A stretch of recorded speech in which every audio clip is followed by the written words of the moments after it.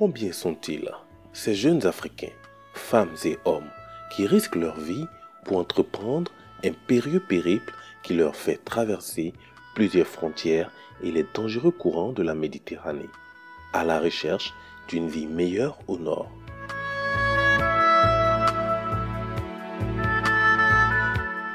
Certains y perdent la vie. Les plus chanceux sont rapatriés meurtris chez eux. Et ceux qui réussissent à parvenir à leur fin découvrent pour la plupart que l'Eldorado tant miroité n'est pas meilleur que le vécu d'origine.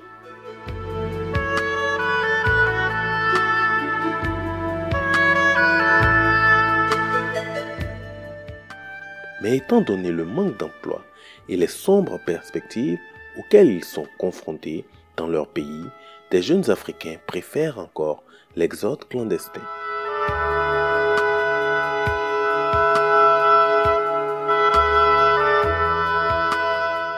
Cette immigration irrégulière constitue l'une des préoccupations des pouvoirs publics et des organisations non gouvernementales œuvrant pour le développement humain. L'alternative est donc de créer pour cette jeunesse désespérée des conditions favorables à une saine émulation et à leur réalisation dans leurs localités respectives. Et l'entrepreneuriat, vecteur d'auto-emploi, se présente comme une approche au fléau de l'immigration clandestine.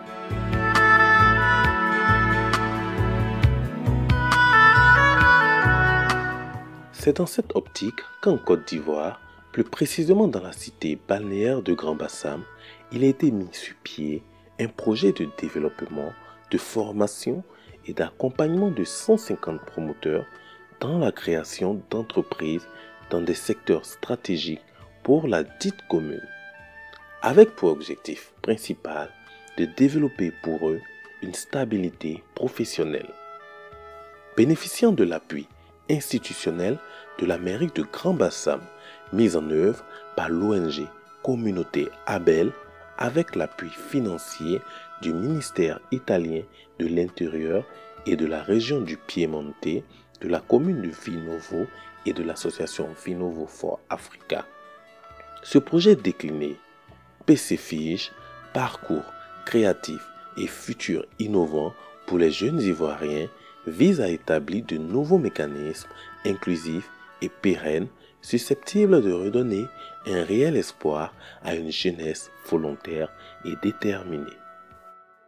En 2017, face à l'urgence de la migration des jeunes Africains vers les pays européens, le gouvernement italien, par le canal de son ministère de l'Intérieur, a décidé de mettre en place un projet d'insertion des jeunes dans les pays africains. La Côte d'Ivoire a été retenue par le truchement de l'ex-maire à l'époque, qui a donc facilité les démarches administratives pour que le projet soit implanté dans sa commune ici à Grand-Bassam. Grand-Bassam a accueilli ce projet avec beaucoup de joie et ainsi donc le cabinet de formation que j'ai la lourde responsabilité de diriger a été sollicité, retenu pour pouvoir accompagner les jeunes dans leur parcours. Et nous avions démarré ce programme depuis l'année 2017 avec des formations de type tronc commun, par des modules sur la sensibilisation à l'entrepreneuriat, sur la création de l'entreprise, sur la gestion de l'entreprise et sur une formation sur l'utilisation des NTIC dans leur entreprise. À la suite donc de cette première phase de formation, nous avons passé une deuxième phase de formation plus spécifique avec des formations en mécanique auto, en énergie solaire, en photographie, en agriculture, pour permettre donc à chaque jeune de pouvoir se spécialiser selon ses compétences. À la suite donc de ces différentes phases de ces sessions de formation, sur la base des 150, nous avons retenu une cohorte, 10 qui sont donc passés devant un jury pour la validation de leur projet. À la suite donc, nous avons finalement retenu 5 qui ont été donc financés dans le cadre donc de la première phase de ce programme que j'appelle Parcours créatif et futur innovant pour les jeunes Ivoiriens. Quand nous avons fini cette première phase, nous avions, avec l'évolution au cours de l'année 2020, subi donc la crise mondiale sanitaire qui a eu un impact sur le développement des entreprises.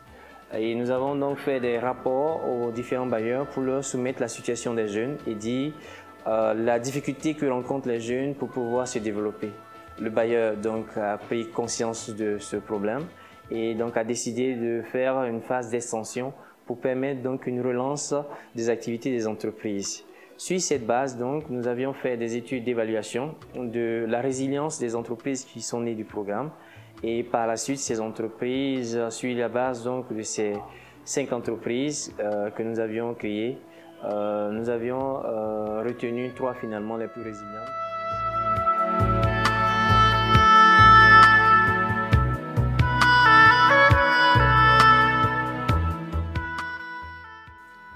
Tou Nesemo Désiré Marus est titulaire d'un certificat d'aptitude en froid industriel acquis en 2010. À défaut de pouvoir s'installer à son propre compte dans son domaine de prédilection par manque de moyens, il a dû exercer en qualité de fourcheur dans une entreprise de salubrité publique à Abidjan. Lorsqu'en 2014, cette entreprise a dû mettre la clé sous le paillasson, il a décidé de s'investir dans la salubrité et l'assainissement environnemental à Grand Bassam où il réside depuis lors. Ainsi naît NIDE. Cette entreprise d'entretien et de nettoyage des plages et baies lagunaires voit le jour par le canal du projet. Il est l'un des startups du projet financé à hauteur de 2 919 350 francs CFA. Moi, c'est M. Tou Nesemo Désiré Marus. Je suis père de 4 enfants. Je vis avec ma fiancée et j'ai le niveau bac. J'ai fait aussi l'école de froid, climatisation et puis bien d'autres boulots. Depuis 2018, je suis à la tête de l'entreprise NIDE.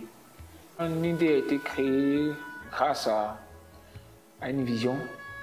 C'est d'abord parti de la mise en place d'une association qu'on appelle AGIPAL, dont je suis le président. AGIPAL qui signifie Association des jeunes plagistes pour l'assainissement du littoral.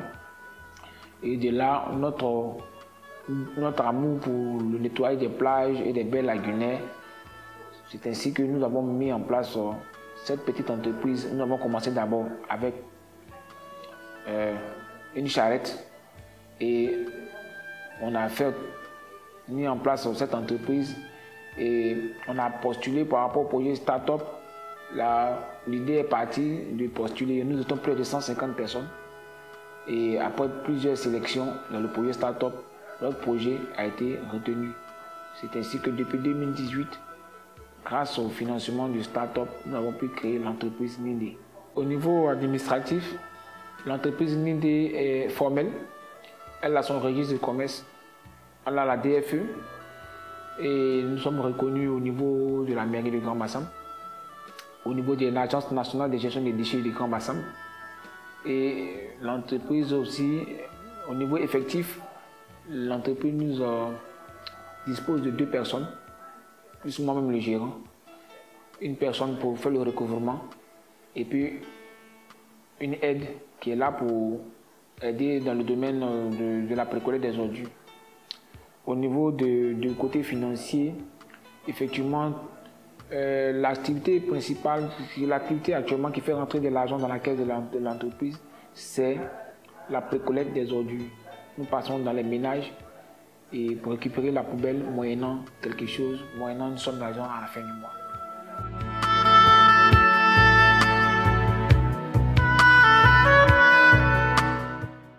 La précarité est également la raison pour laquelle Sawadogo Honorine a dû arrêter les études dès la classe de 3e. Par passion, elle s'est adonnée au métier de la couture, art dont elle a appris les rudiments au sein de l'atelier de couture du Carrefour Jeunesse de Grand Bassam, avant de créer son propre atelier de couture nommé Excellence Couture Jeune. Son sérieux et son abnégation lui ont valu d'être sélectionné au nombre des récipiendaires du projet avec un appui financier de 2 071 000 francs CFA. Je me nomme Sawadogo Honorine, je suis à Grand Bassam. Je fais la couture au Carrefour Jeunesse depuis en 2014. Sincèrement dit, vu au niveau de mes parents, vraiment c'était pas facile. Donc j'étais obligée de laisser l'école et puis venir faire une formation de couture. En 2018, on a fait une formation de couture. On a fait une formation de couture et, au niveau des start-up. Donc j'ai été retenue. On nous a donné de l'argent, au-delà de 2 millions. Donc vraiment, on remercie beaucoup. Donc moi, ce que j'ai pensé, c'était pour faire magasin de couture. Pour faire magasin de couture, il y a mes filles qui essayent de faire un peu pour avancer. Sincèrement, ça se passe très bien. J'arrive, je m'occupe de moi-même, de mes parents, je fais maison, tout, je fais tout dans la couture et ça. Le cadre ainsi mis à sa disposition servira entre autres de foyer incubateur pour de futurs couturiers et couturières. Je me nomme Tereka Fossi. J'apprends la couture avec Madame Sawadoro Honorine. Vraiment, c'est une femme battante, une femme courageuse. J'aimerais prendre son exemple parce que c'est une femme bonne. Ça fait plus de 2 ans que je suis avec elle, que j'apprends la couture. Vraiment, au début, je ne connaissais rien, je ne sais pas pédaler, tout ça, mais quand je suis venue apprendre chez elle, je sais comment monter, comment découper, comment coudre, tout ça là.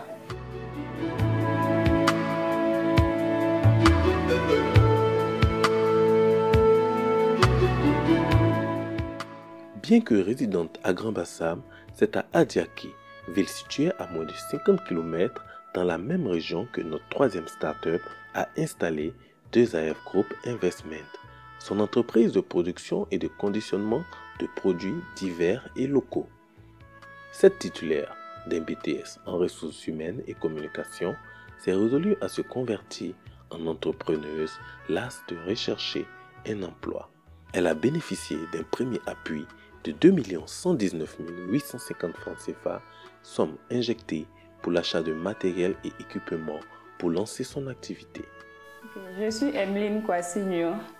Je suis dans la trentaine, célibataire avec un enfant à charge. J'ai le niveau BTS, c'est-à-dire un bac plus 2, depuis l'année 2013. Et depuis ce temps-là, j'ai procédé à des activités pour pouvoir me faire une place au soleil. Et c'est jusqu'en année 2017 que j'ai entendu parler du projet, de l'appel à projet avec la communauté Abel en partenariat avec le Carrefour Jeunesse. Je me suis approchée et je me suis inscrite. Et Dieu voulant bien, j'ai été retenue. Au départ, nous étions vraiment très nombreux. Moi-même, j'avais la trouille. Je me disais, est-ce que ça allait donner? Parce que venir perdre mon temps ici pendant au moins près de 6 mois de formation, est-ce que j'allais avoir vraiment des débouchés? Mais en même temps, il y a une voix qui me disait, voilà, de foncer. Chacun a son projet, chacun a sa chance. C'est comme ça que j'ai accepté. Je venais aux cours de formation avec le cabinet B10 qui nous accompagnait en collaboration avec la communauté Abel et le Carrefour Jeunesse. Donc on suivait les cours, chaque fois on apprenait de nouvelles choses. Ce qu'on n'a pas pu avoir à l'école ou à la maison, on apprenait au cours de ces formations-là. Et suite à cela, il y a eu des séances éliminatoires. Donc j'ai participé. Sur les 111 personnes, ils n'ont retenu que 10 personnes. 10 personnes. Et je faisais partie des 10 personnes là, heureusement. Après cette séance, on a suivi, je crois, une formation intense de pratiquement 1 mois. Et c'est après cette séance de formation-là qu'on nous sommes passés à l'étape éliminatoire, puisqu'on devait retenir 6 personnes pour le projet. Et j'ai eu un montant de plus de 2 millions pour débuter mon projet. Voilà, donc les 2 millions m'ont permis de, comme on dit, start-up, de me lever, de faire à soi une pépinière entreprise. Parce que je ne dirais pas entreprise. Ce que je m'imaginais pour l'entrepreneuriat n'est pas ce que je voyais. Ce que je voyais dans la réalité n'est pas ce que j'ai vraiment vécu. Mais j'y ai tenu bon. Parce que si j'ai pu être retenue parmi plus de 100 personnes et avoir ce financement de 2 millions, il n'est pas question pour moi de jeter l'éponge. Donc je me suis vraiment accrochée. Avec les 2 millions, on a pu s'acheter quelques machines avec quelques produits que nous avons débutés. Dieu merci, comme c'était nouveau, les parents nous ont accompagnés, les amis et connaissances nous ont accompagnés. Du coup, et au départ, on n'a pas eu ce problème de main-d'œuvre. Voilà, parce qu'il y avait la main-d'œuvre familiale qui était là, qui nous accompagnait. On a pu exercer avec eux de 2018 jusqu'à 2019. Tout allait bien, jusqu'à ce qu'on entre en l'année 2019, voire 2020. Et on a rencontré le phénomène de la Covid. Ouais, ce phénomène-là nous a pas anéanti, mais nous a carrément rabaissé parce que là, les clients et prospects n'étaient plus partants pour nous accompagner, même nos amis n'étaient plus aussi partants pour nous aider dans la faisabilité de nos activités. Du coup, nous sommes restés seuls et l'activité a stagné pendant la période de la Covid. On ne travaillait pratiquement plus. Il fallait aussi répondre à certaines charges fixes, notamment le loyer, l'électricité. Donc voilà, ça a été vraiment un coup dur pour 2AF Group. C'était vraiment un coup dur. Mais on n'a quand même pas baissé les bras. On faisait ce qu'on pouvait avec nos petits moyens jusqu'à ce que ce deuxième financement arrive. Donc, nous n'avons pas encore ce dont nous espérons. Parce qu'il faut dire que ce n'est vraiment pas chose aisée. L'entrepreneuriat, entreprendre. Il vous faut vraiment assez de courage, d'abnégation et d'endurance. Nos jeunes promoteurs ont tous été tentés par l'aventure migratoire. Effectivement, quand j'ai reçu l'argent, mon financement, vous voyez, ici en Afrique, c'est un peu tellement compliqué que j'ai été tenté de partir. Ce n'est pas seulement qu'à cause du projet, comme j'ai eu l'argent, mais depuis très longtemps, c'était une envie. Et quand j'ai eu mon financement, j'ai été tenté d'aller à l'aventure. Et surtout même en passer par la mer. Avec le conseil, bien avisé de certaines personnes qui m'ont encouragé à investir dans l'entreprise que j'avais déjà, à l'idée que j'avais déjà. Et donc, j'ai pris l'argent, j'ai acheté le matériel pour lancer l'entreprise Nidé. Au vu de tout ce qui précède, il est plausible de retenir que Marius, Honorine et Emeline, par leur résilience, ont bien intégré la leçon inspirée du dicton chinois. Plutôt que de se contenter de recevoir du poisson, ils ont préféré apprendre à pêcher. Exemplarité que bien de jeunes potentiels migrants devraient ou aimeraient emboîter, pourvu que l'opportunité leur en soit donnée. C'est tout le leitmotiv des acteurs de ce projet salutaire qui mériterait d'être poursuivi en tenant compte des réalités et recommandations formulées.